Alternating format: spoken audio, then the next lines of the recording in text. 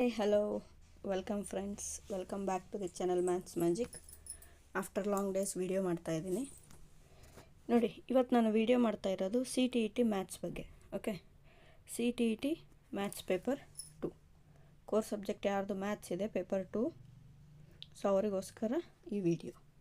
ಹೌದಾ ನೋಡಿ, CTET ಮ್ಯಾಥ್ಸಲ್ಲಿ number system ಏನಿದೆ ಅಲ್ಲ, ಇದು ನಮಗೆ 3 to 4 ಕ್ವಶನ್ಸ್ ಕವರ್ ಆಗ್ತವೆ. ಹೌದಾ, ಈ ನಂಬರ್ ಸಿಸ್ಟಮ್ ಟಾಪಿಕ್ ಮೇಲೆ 3 to 4 ಕ್ವಶನ್ಸು ಕವರ್ ಆಗ್ತವೆ. ಹೌದಾ, 3 to 4 ಕ್ವಶನ್ಸ್ ಅಂದರೆ 4 ಮಾರ್ಕ್ಸ್ ಅಂದಂಗೆ.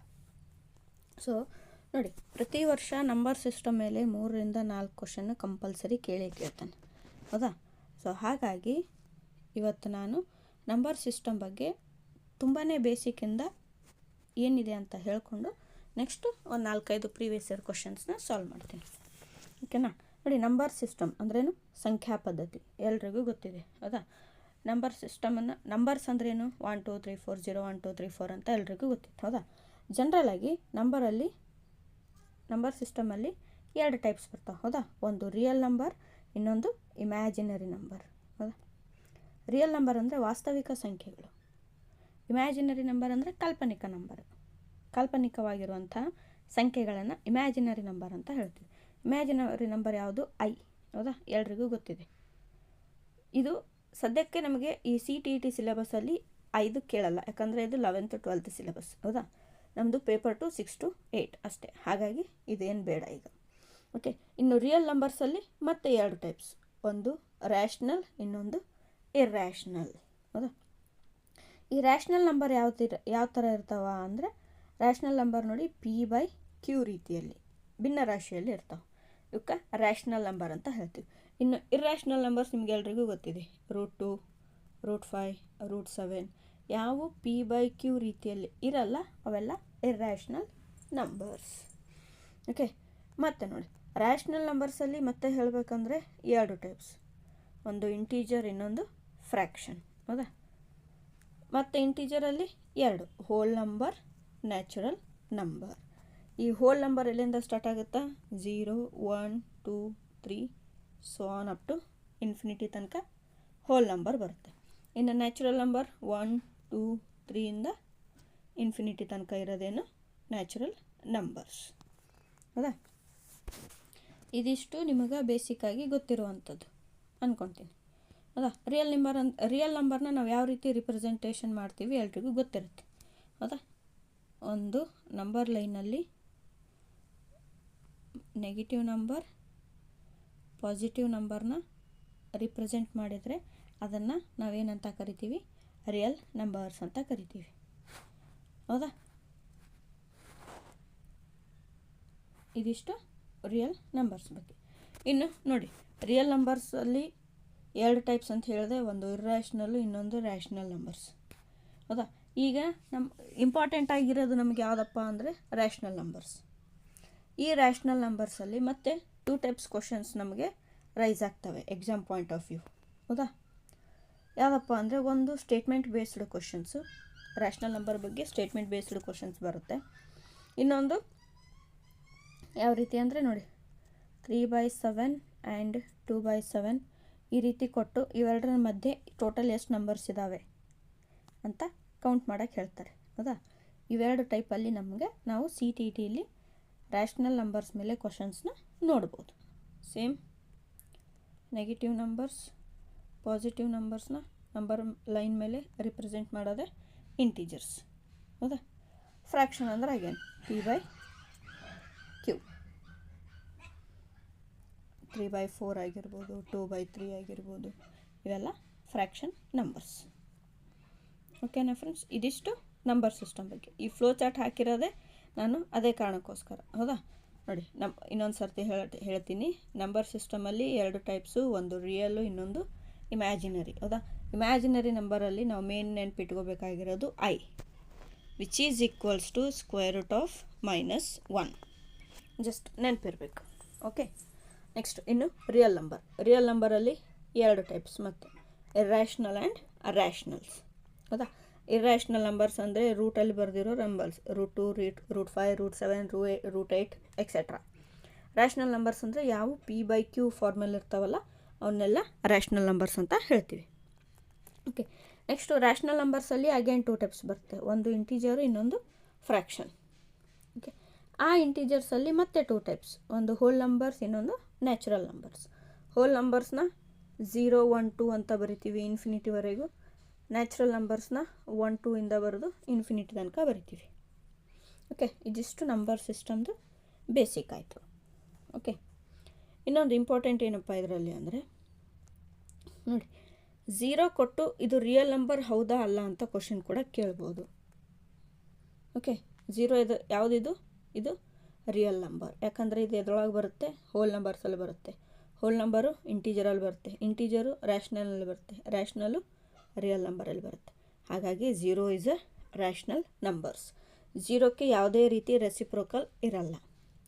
ಯಾವುದೇ ರೆಸಿಪ್ರೋಕಲ್ ಇಲ್ಲದೇ ಇರೋ ನಂಬರ್ ಯಾವುದಪ್ಪ ಅಂದರೆ ಅದು 0. ಇಂದು ತಮಗೆ ತಾವೇ ಸೇಮ್ ರೆಸಿಪ್ರೋಕಲ್ ಹೊಂದಿರೋವು ಯಾವಪ್ಪ ನಂಬರ್ಸ್ ಅಂದರೆ 1 ಆ್ಯಂಡ್ -1. ಬೇರೆ ರೆಸಿಪ್ರೋಕಲ್ ಇರಲ್ಲ, ತಮ್ಮ ನಂಬರ್ನ ತಾವೇ ರೆಸಿಪ್ರೋಕಲ್ ಆಗಿ ಹೊಂದಿರ್ತವೆ. ಹೌದಾ? ಇದಿಷ್ಟು ನಂಬರ್ ಸಿಸ್ಟಮ್ ಬಗ್ಗೆ. ನೆಕ್ಸ್ಟ್ ನೋಡಿ, ಕೆಲವೊಂದು ಪ್ರೀವಿಯಸ್ ಇಯರ್ ಕ್ವಶನ್ಸ್ ನೋಡೋಣ.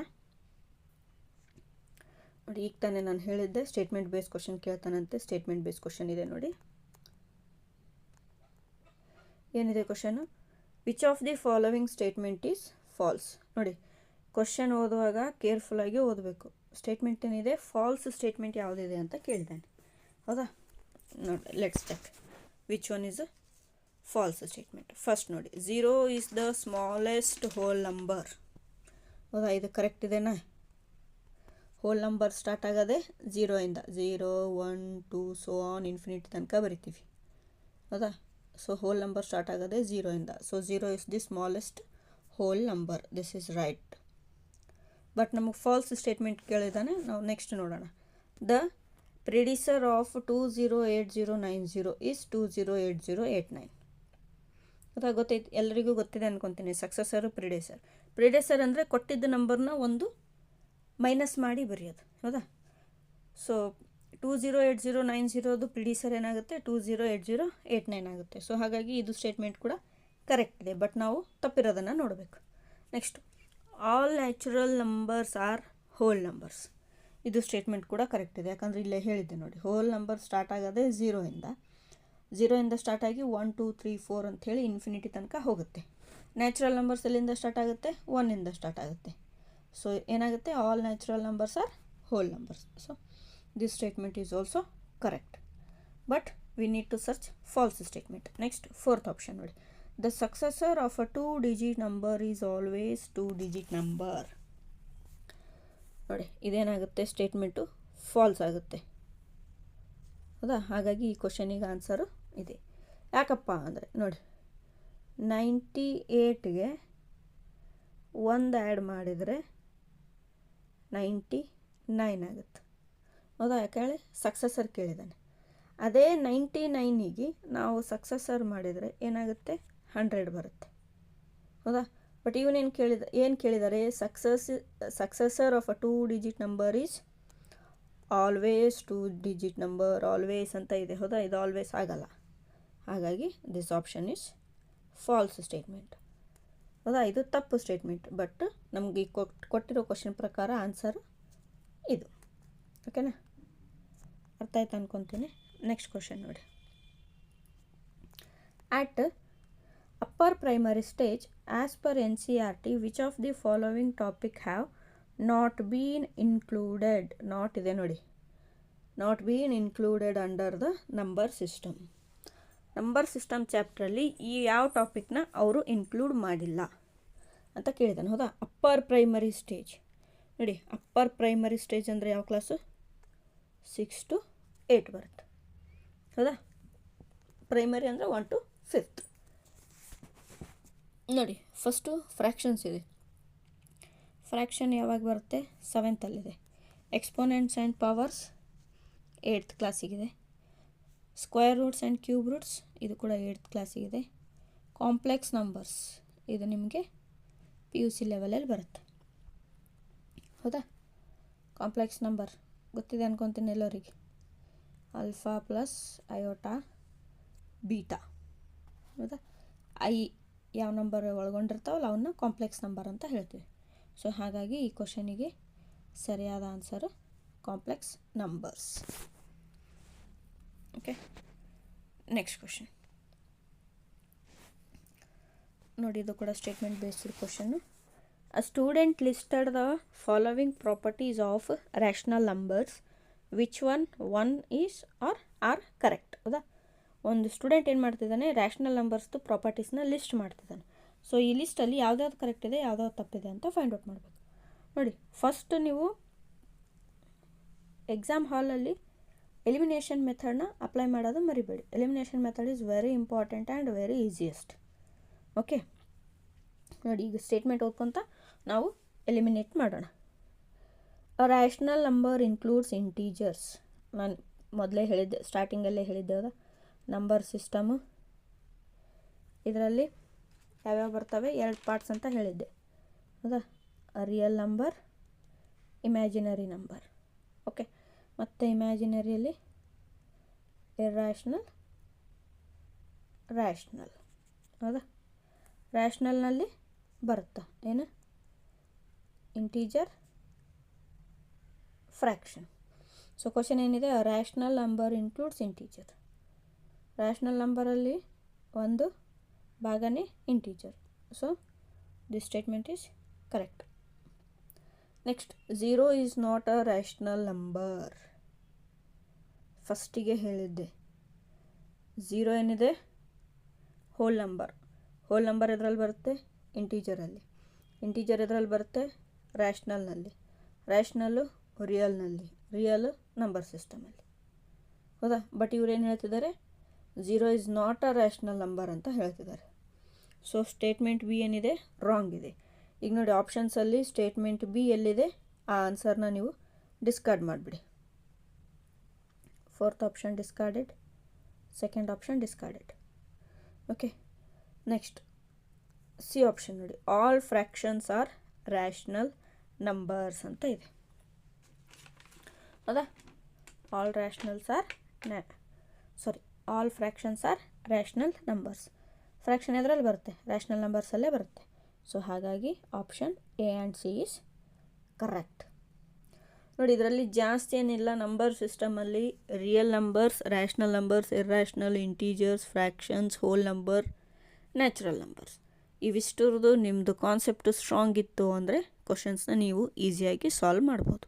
ಹೆಚ್ಚಾಗಿ ಡೀಪಾಗಿ ಹೋಗೋ ಅವಶ್ಯಕತೆ ಇಲ್ಲ. ನೋಡಿ, next question, which of the following is a close ended problem.